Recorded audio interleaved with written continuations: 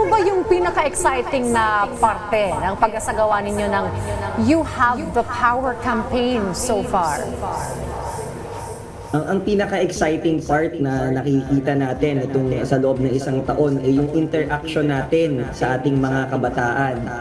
Lalong-lalo na pag ginagawa natin yung ating mga campus caravans, hindi lang dito sa Luzon, maging sa Visayas at sa Mindanao.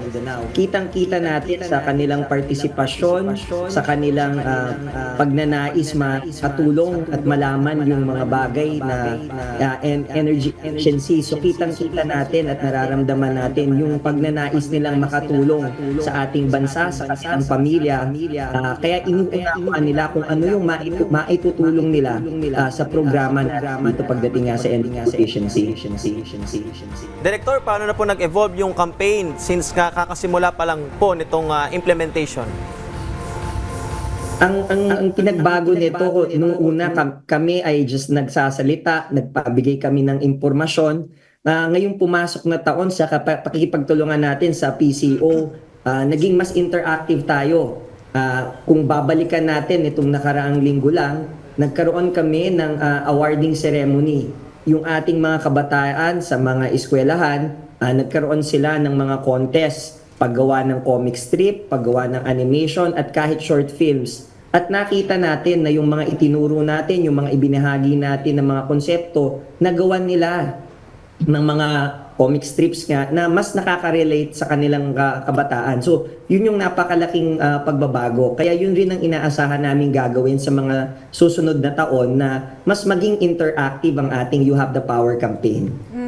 Or paano po nagbabago ang Pamilya Madiskarte at Asyong Aksaya habang umuusad po yung campaign? May mga changes po ba sa kanilang traits and character development to resemble the growth, sir?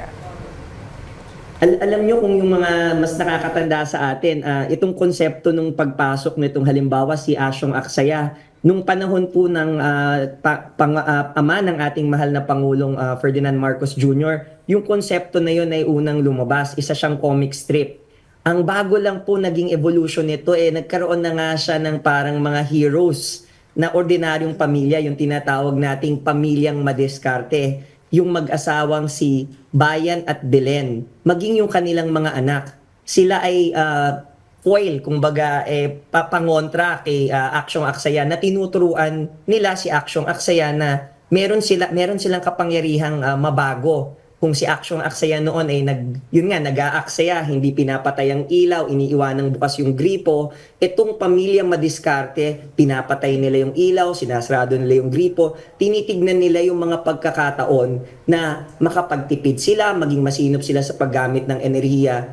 So, ngayon nakikita natin na ikipagtulungan na rin si Asyong Aksaya. Siguro sa susunod na cycle ng ating kampanya, hindi na rin siya magiging mas aksaya. Siguro mas aksyong matipid na rin siguro siya pagpasok siguro ng ating mga susunod na kampanya. Director, kasama pala dito sa You Have the Power campaign, yung mga paaralan at komunidad. Ano po yung kanilang papel dito? Napakahalaga, napakagandang katanungan yan. Ang papel talaga ng ating mga komunidad, ng ating mga eskwelahan at lalong-lalo na ng ating mga estudyante, ang ating kabataan, yun nga, intindihin yung konsepto at ang mas importante, gawin nila sa pang-araw-araw na buhay. At nakikita natin, patapos nga nung event, yung ating mga kabataan sa pakipagtulungan natin sa ating mga paaralan, nagkakaroon na rin sila ng mga energy journal. Tinitignan na rin nila na ang kanilang mga appliances, kung hindi nila ginagamit, binubunot nila at binabantayan nila. Meron din kaming mga paaralan na binalikan at napansin nga nila na kapag binunot nila, nagpalit sila ng bombilya, halimbawa ng mas energy efficient na LED, nakita nilang meron ngang kabawasan sa kanilang konsumo. At yun ang nais nating ipamahagi sa lahat ng programang ito. Tumutulong na tayo sa ating pangkalahatan sa bansa natin, sa ating kapaligiran, maging sa ating mga pamilya. Ayun ang maganda na i-apply nila sa kanilang buhay, ano? At nakikita nila yung pagbabago sa lifestyle nila at ganoon na rin sa kanilang electric bill. Alright, ano naman pong permanenteng pagbabago po ang inaasahang maidudulot po ng You Have the Power campaign, sir? Ang inaasahan natin, kung napansin na rin natin dito sa DOE, itong mga nakaraang taon, tumataas ang ating pagkonsumo ng kuryente sa certain periods ng mga buwan.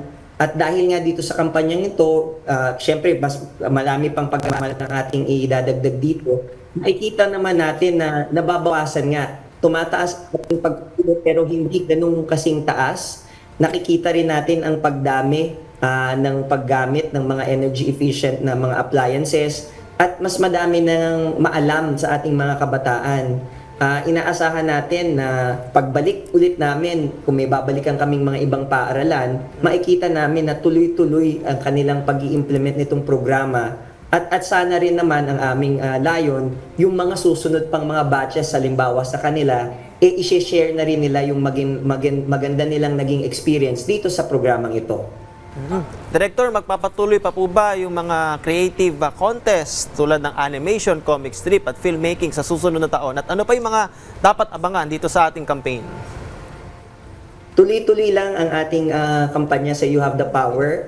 Tuloy-tuloy ang aming partnership sa Presidential Communication Office at sa ating mga paaralan. So inaasahan po natin sa papasok na taon, meron na naman po tayong fresh round ng contest ng creatives. Dahil nakikita natin na kapag ka ang mga konsepto, binigyan rin natin ng pagkakataon ng ating kabataang ipamalas ang kanilang creativity, lalong mas na iengganyo sila at mas nagiging effective yung ating kampanya.